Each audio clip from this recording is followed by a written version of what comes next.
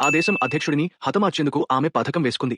గర్భవతిలా వేషం వేసుకుని అతని హోటల్ గది బయట ఎదురుచూసింది. ఆమె ప్రవర్తన భద్రతా బృందం దృష్టిని ఆకర్షించింది. తాను అస్వస్థంగా ఉన్నట్టు నటిస్తూ రక్తంలో చక్కెర స్థాయి తక్కువగా ఉందని, తీపి ఏదైనా కావాలని వారికి చెప్పింది. గార్డులు ఆమెకు సహాయం చేయడానికి వెళ్లగానే ఆమె ముందే దాచిపెట్టుకున్న ఫోన్ను నిశ్శబ్దంగా తీసుకుని అధ్యక్షుడి వద్దకు చేరి అతని ఫోన్ను తను తెచ్చిన ఫోన్తో మార్చేసింది. ఆ ఫోన్లో అతను వాడగానే చంపే ఆయుధం ఉంది. అది అంత త్వరగా పని చేస్తుందని ఆమె ఊహించలేదు. ఆమె హోటల్ నుంచి బయటకు వెళ్లేలోపే అధ్యక్షుడు చనిపోయాడు. భద్రతా విభాగం అధిపతి వెంటనే అన్ని బయటి మార్గాలను మూసివేయాలని ఆదేశించి అనుమానాస్పదంగా కనిపించే ఎవరిని బయటకు పోనివద్దని తన బృందానికి చెప్పాడు. లిసా లిఫ్ట్లోకి వెళ్లిన క్షణంలోనే మొదటి అంతస్తుకు వెళ్తున్న ఒక గార్డు ఆమెను గమనించాడు. హోటల్లో ఆమె ఒక్కటే అపరిచిత ముఖం కావడంతో వెంటనే అనుమానం కలిగింది. అకస్మాత్తుగా లిసానే ముందడుగు వేసి అతడిని ఆశ్చర్యపరిచింది. అతడు ప్రతిఘటించేందుకు వెంటనే ఒక డాగర్ తీసుకున్నాడు. లిఫ్ట్ మొదటి అంతస్తుకు చేరినప్పటికీ ఆమె బయటపడలేక అది మళ్లీ పైకి వెళ్లనివ్వాల్సి వచ్చింది. అప్పటికి వారి పోరాటం దాదాపు ముగింపు దశకు చేరింది. ఆమె తన శక్తినంతా ఉపయోగించి అతడిని చంపింది. అదే సమయంలో లిఫ్ట్ తలుపులు మళ్లీ తెరుచుకున్నాయి. మరో మార్గం లేక లిసా గార్డు పిస్టన్ను పట్టుకుని బయటకు పరిగెత్తింది. తన పదునైన కాల్పుల నైపుణ్యం,